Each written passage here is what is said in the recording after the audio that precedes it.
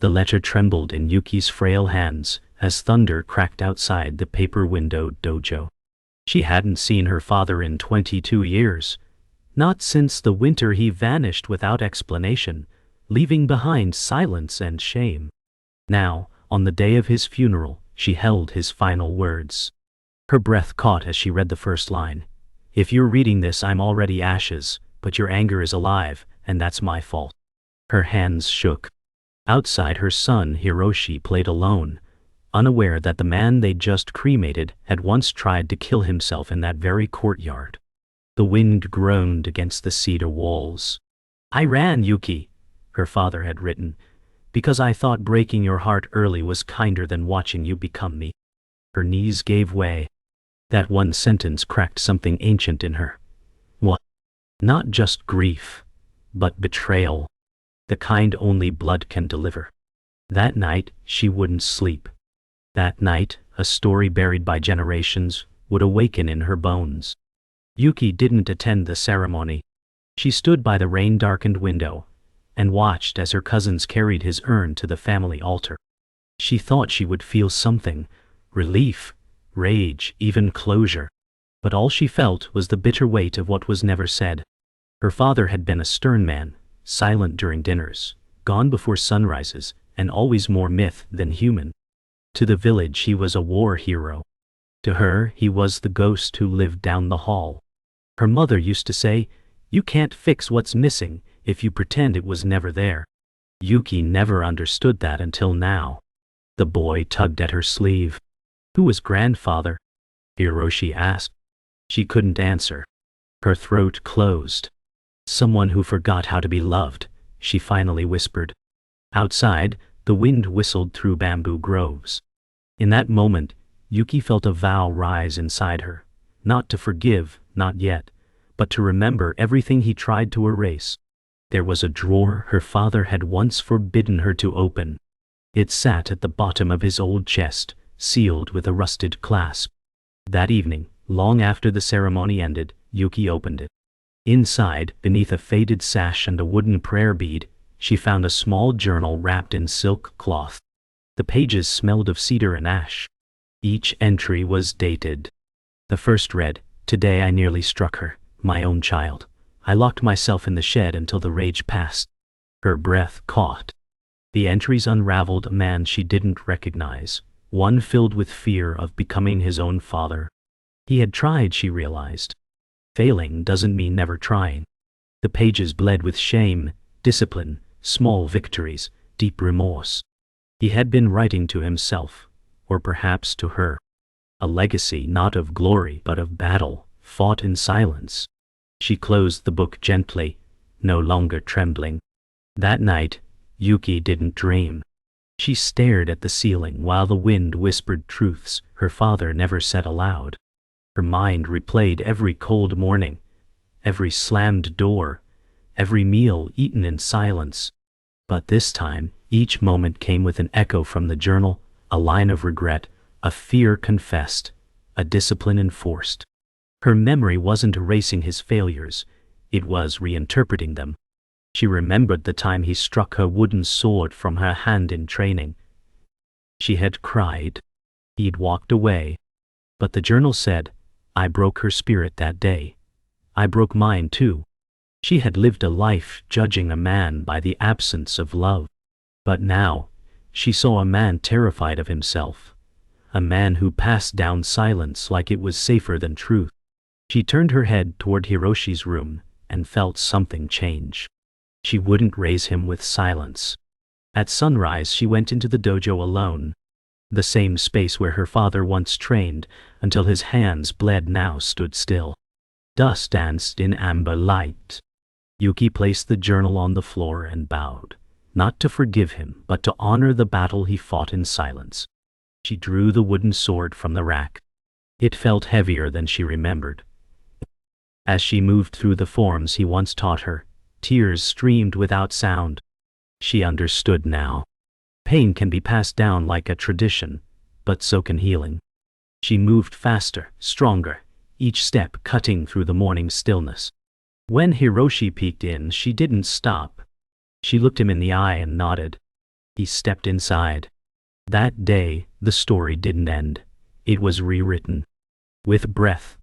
With motion. With truth. The next morning, Hiroshi asked to hold the wooden sword. Yuki hesitated.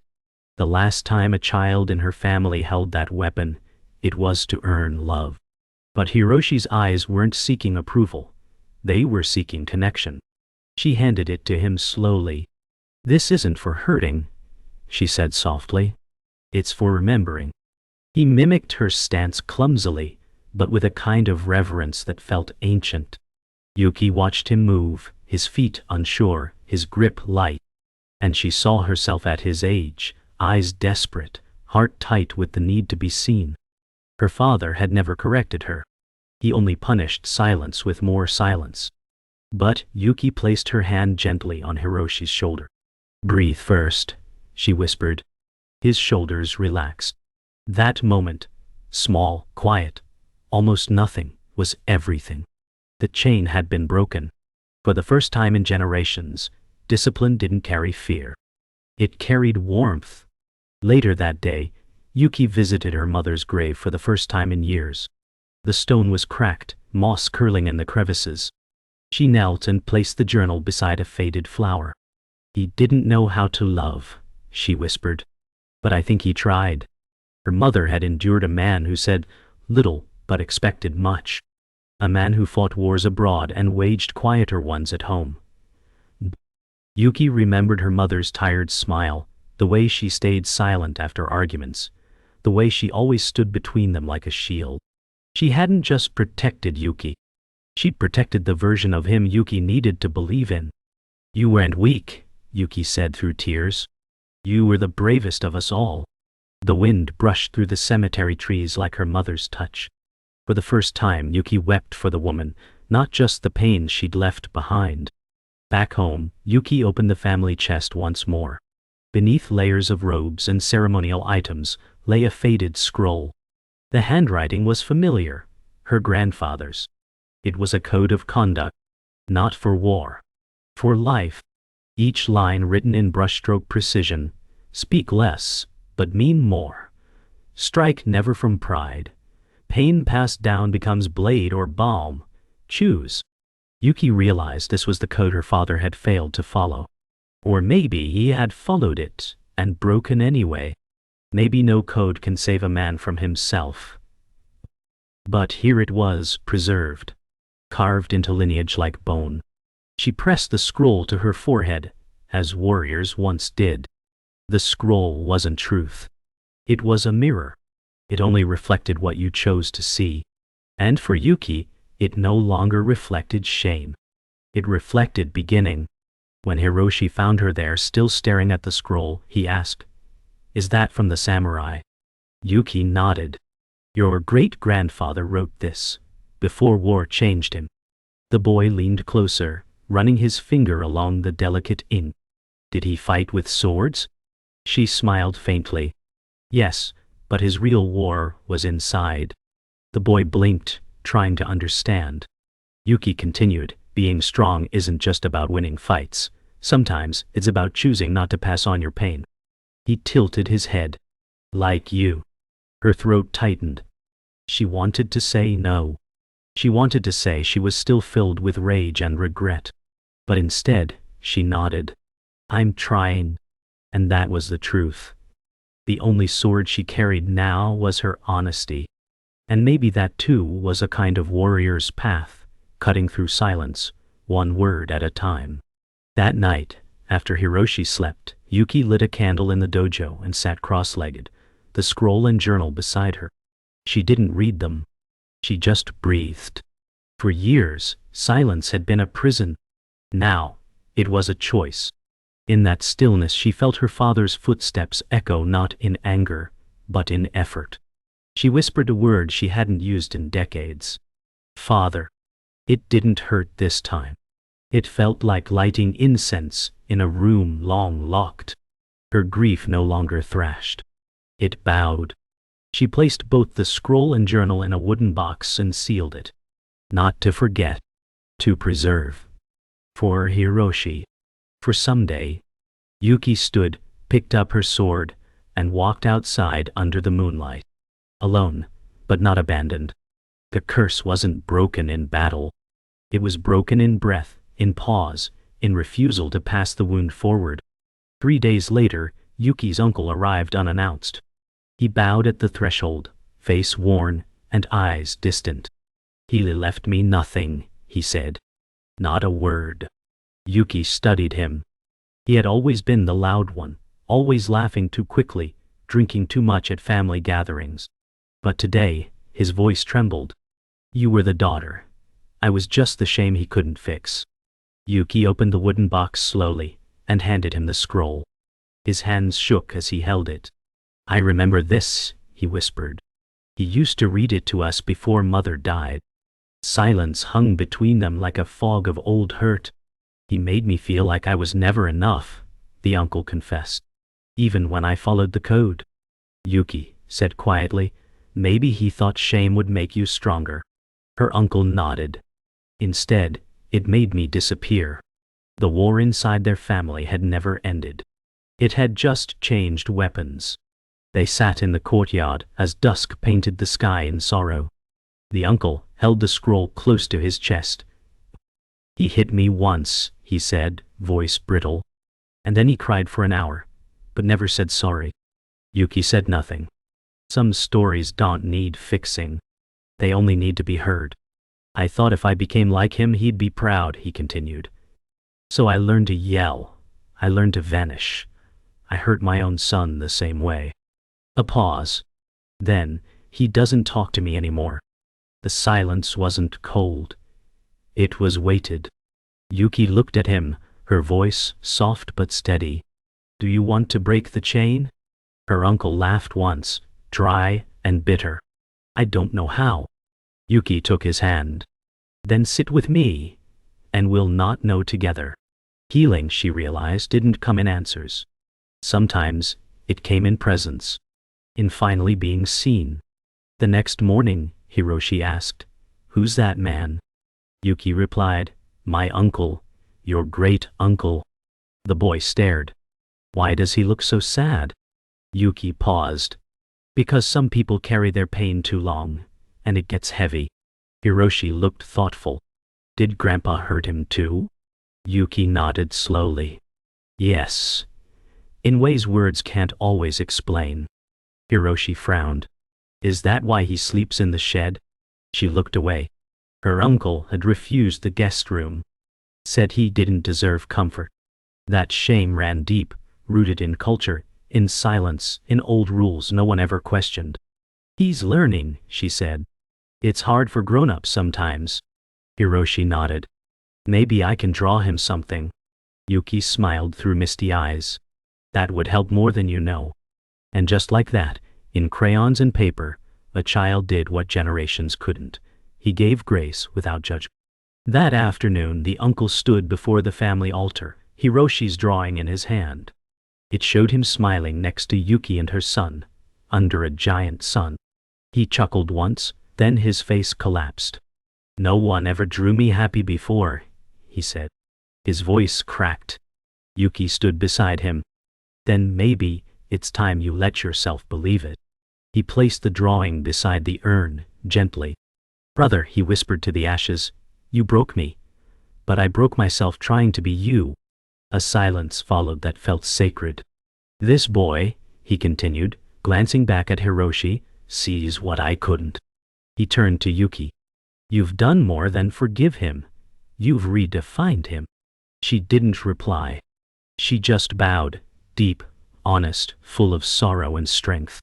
It wasn't about approval. It was about reclaiming the story and planting it in soil that would no longer bear shame. That night, the shed door creaked open. The uncle stepped inside, wrapped in a worn haori, holding the journal Yuki had given him. He sat beneath the lone bulb and opened to the first page. His breath caught. "Today I nearly struck her." He closed his eyes. "I remember that day." He turned the pages slowly, tears falling. The journal didn't excuse the pain, but it explained the fear behind it. He whispered into the dark, "You were scared too." The silence didn't argue. He wept without shame, not for forgiveness, but for understanding. Then he turned to the back page. Blank. Dike way. Niwan. A pen sat nearby. He picked it up and wrote, I am the brother who survived, but not whole. Tonight, I begin. His hand trembled, but the line held firm. Healing doesn't always come from others. Sometimes it begins when you write your own ending. Yuki hadn't meant to read her grandfather's letters.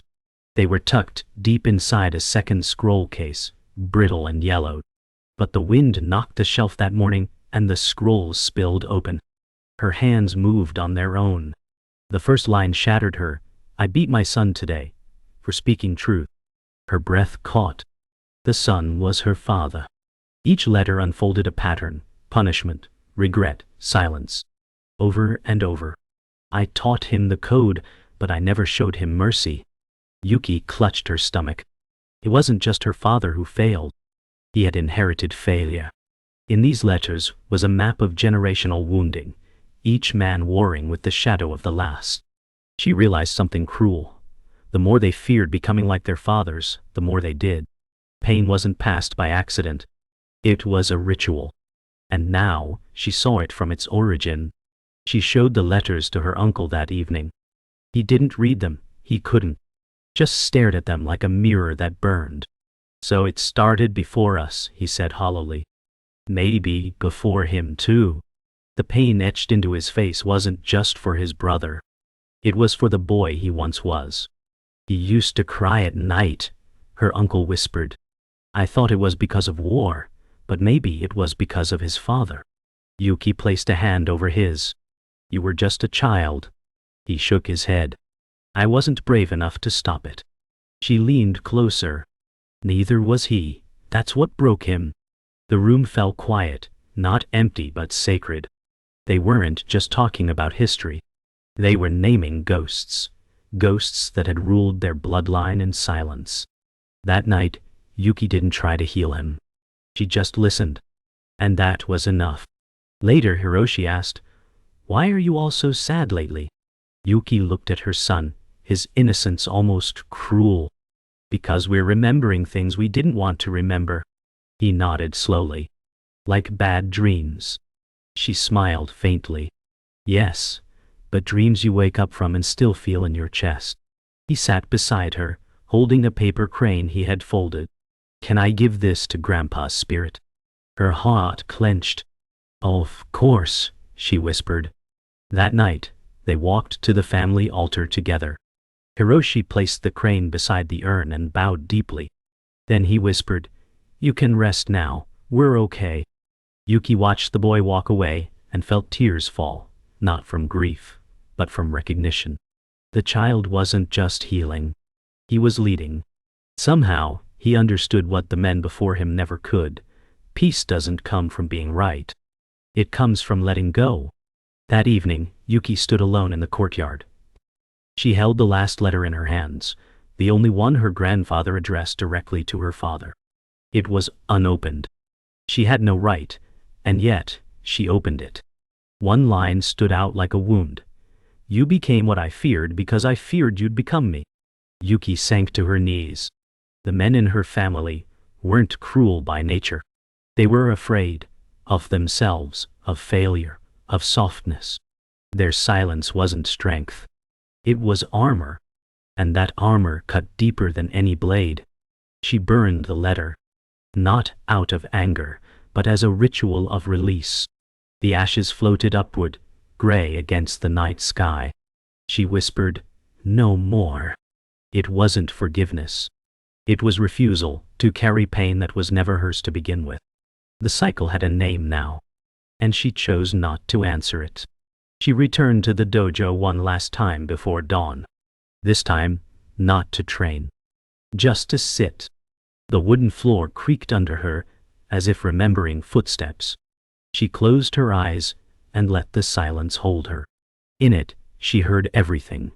Her father's footsteps, her grandfather's regrets, her uncle's sobs, Hiroshi's laughter. And then, nothing. A quiet so full it felt like peace. For the first time, she didn't carry the weight of their choices. She simply existed. Not as their daughter. Not as their redeemer. Just Yuki. The woman who chose to listen. Who dared to name the pain. Who stopped it from traveling further. The dawn light began to rise, painting the walls gold. She stood, bowed once to the space and whispered, "This chapter ends with me." Then she walked out, not to forget, but to live. Fully. Freely. And finally, the letter came unexpectedly.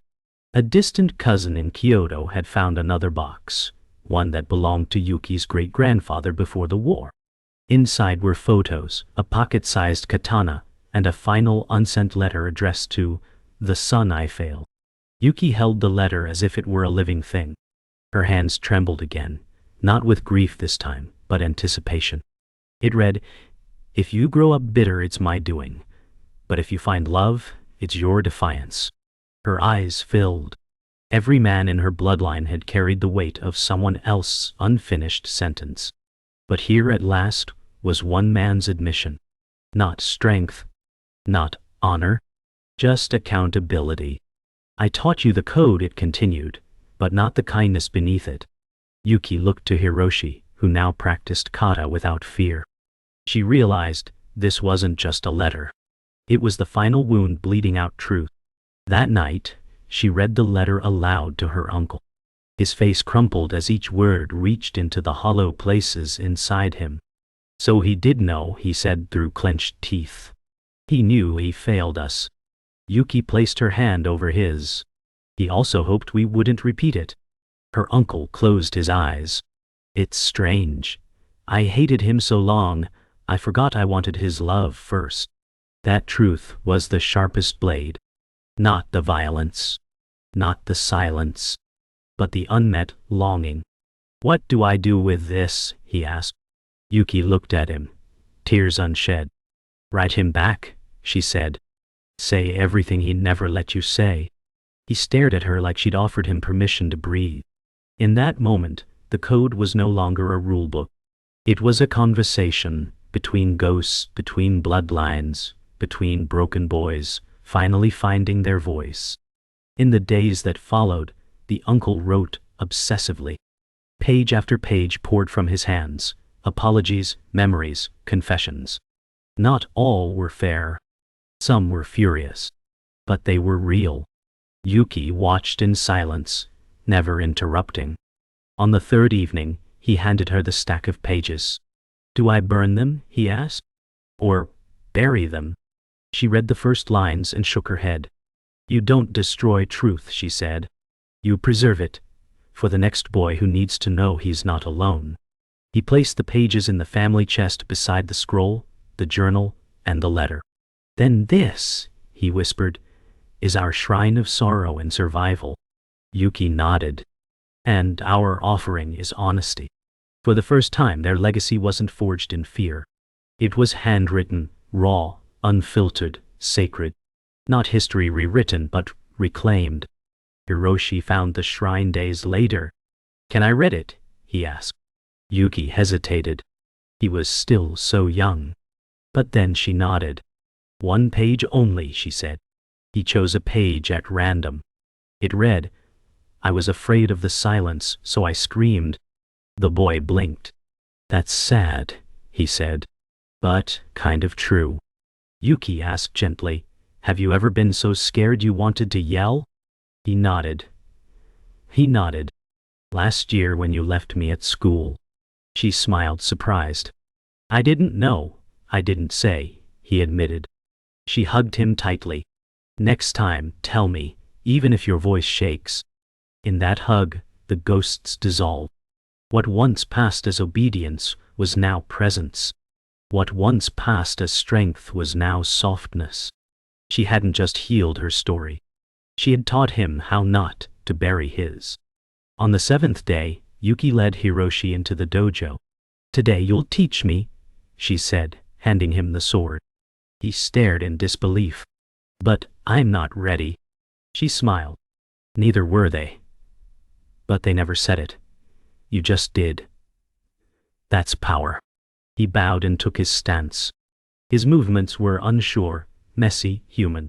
But she followed his every step. No correction. No critique. Just presence. In each motion, she saw the reversal of 1,000 unspoken commands. The dojo, once filled with ghosts, now rang with breath and laughter. And when Hiroshi stumbled, she caught his hand. "Start again," she said. "I'm still here." His smile bloomed. That smile was her reward. Not perfection, but freedom. The kind her father never saw. The kind his father never gave. And she thought, this is what ending a curse looks like. Not with swords. With softness. Spring came quietly. The blossoms outside the dojo swayed like soft applause from ancestors unseen. Yuki sat on the porch with her uncle, watching Hiroshi practice alone. "He doesn't need the code," her uncle murmured. "He already lives it." Yuki nodded. But not the way it was written. The way it should have been lived. Her uncle sighed. "I wasted years trying to be hard. And now all I want is softness." She turned to him, smiled gentle. "It's not too late, you're still breathing." He chuckled, wiping his eyes. "You sound like your mother." The wind carried her laughter into the trees. The men of their family had written legacy in bruises and silence. But Hiroshi, barefoot in the sun, had rewritten it in light. "Do you think they're proud?" her uncle asked. "They're quiet," Yuki said. "But this time, that silence feels like peace." One morning, Hiroshi approached Yuki with the scroll. "I want to add something," he said. She hesitated. "It's tradition, you don't change it." He looked up, determined. "Then it's time to make a new tradition." His words struck like truth. Yuki watched him dip the brush and write slowly beneath the final line. "Kindness is the sharpest blade." Her breath caught. Her father had trained with blades. His father had lived by rules. But Hiroshi, he chose compassion. She realized then that honoring the past didn't mean obeying it. It meant learning from its pain and forging something better. The scroll wasn't a relic anymore. It was alive, reshaped by a child who'd never known the scars but still carried the wisdom. When he was done, he bowed not just to her, but to everyone who came before. And for the first time, the scroll felt complete. The updated scroll was displayed in the family altar room, beside the journal and the letters. Yuki invited the neighbors, those who once whispered about her father's rage, her family's silence. Some bowed. Some hesitated. But all came. She stood before them and said, "This isn't a history of shame. It's a history of survival." Her voice didn't shake. "We hurt, we hid, but we don't anymore." Her uncle stepped forward. "I was part of that silence, and I'm here to end it." The room stilled. Then applause, not loud, but sincere, broke the air. Healing wasn't always private. Sometimes it had to be witnessed. That night, lanterns were lit around the altar, and laughter echoed through the walls that once held only fear. The code had changed. Not in ink alone, but in action, in community, in truth spoken aloud. Later that evening, as the guests departed, an old neighbor approached Yuki. "He once saved my son," the woman said quietly. "Your father pulled him from a river." Yuki blinked, startled. "He never mentioned it." The woman smiled sadly. "He wouldn't. Some men fight their shame louder than they share their good." That moment stitched something together. Her father wasn't only pain. He was pieces, some broken, some brave. "Thank you," Yuki whispered, "for giving me that piece." The neighbor bowed. "Don't erase the whole man for the worst parts." And just like that, another truth slipped into her story. She would never forget the pain. But now she could hold it beside the light. Wholeness, she learned, wasn't about perfection. It was about accepting contradiction, about loving someone even if their hands once shook with failure. That night, Yuki returned to the dojo once more. But she brought no weapons. Only incense. She lit a stick, bowed to the empty space and whispered, "It ends here." Not in defiance, but in reverence. Her father's portrait hung nearby. She looked at it, really looked. Not as a child seeking apology, but as a woman who had learned what he couldn't teach. She didn't ask for a sign. She didn't need one. The silence no longer loomed. It held her like a familiar cloak. She knelt and breathed deeply. No longer guarding. No longer fighting. The curse had ended, not with a scream, but with stillness. She stood slowly, turned to the door, and smiled. Tomorrow would come. The pain would sleep. And her son would inherit something the men before never passed down, peace without a price. The morning after the incense burned, Yuki and Hiroshi walked through the village path lined with cherry blossoms in full bloom. "Do you think Grandpa sees us?"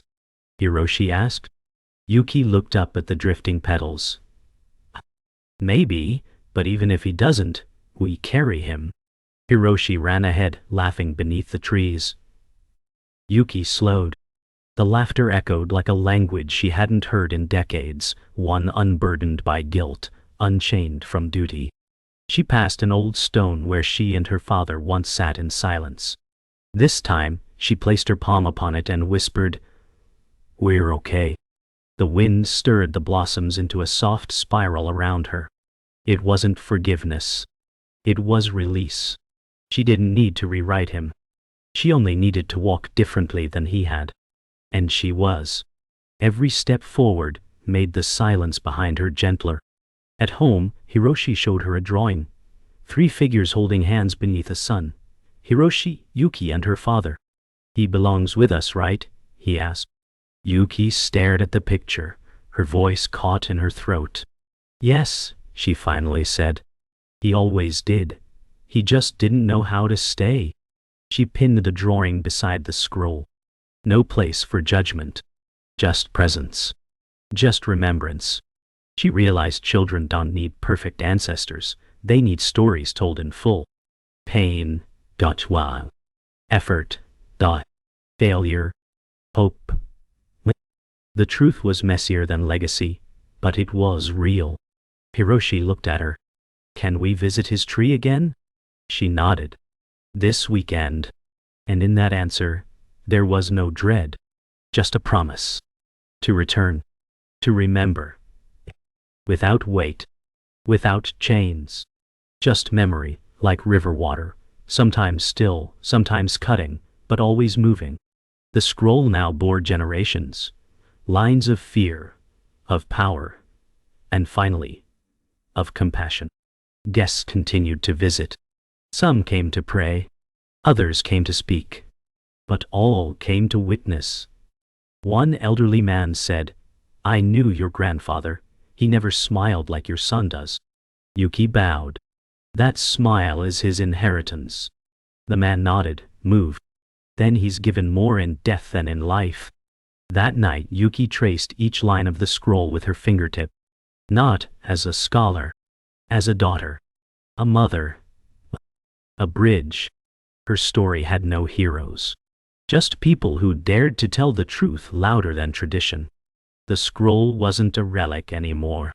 It was a breathing testament, proof that legacy isn't sealed in stone, but rewritten in each moment of courage. Even the smallest ones. Especially the smallest ones. At sunset, Yuki found Hiroshi sitting beneath the old cedar, the one where her father once trained alone. "Do you think I'll ever be like you?" he asked. She smiled. "I hope not. I want you to be more." He nodded thoughtfully. "Can I still follow the code?" She sat beside him. "Only if you add your own line." He thought for a while, then said, "How obey? Always tell the truth, even if it's small." She laughed softly. "That's a warrior's rule." They sat in silence, but it wasn't empty. It was full of what had been said, of what no longer needed to be. The sky darkened. The stars blinked awake. In the hush of twilight, Yuki realized this was her father's true gift. Not the pain, not even the scroll, but the space to speak what had once been forbidden. As the stars stretched above, Hiroshi fell asleep beside her. Yuki remained still, gazing upward. The silence around her no longer felt haunted. It felt earned. The story that began with absence had ended with presence. Her father was gone. His wounds remained. But so did his effort. And in that effort, flawed, human, frightened, was something sacred. She whispered into the night. Some wounds stay quiet until they raise children of their own. Then she closed her eyes and smiled. Not because everything was healed, but because healing had begun. The kind that echoes through bloodlines.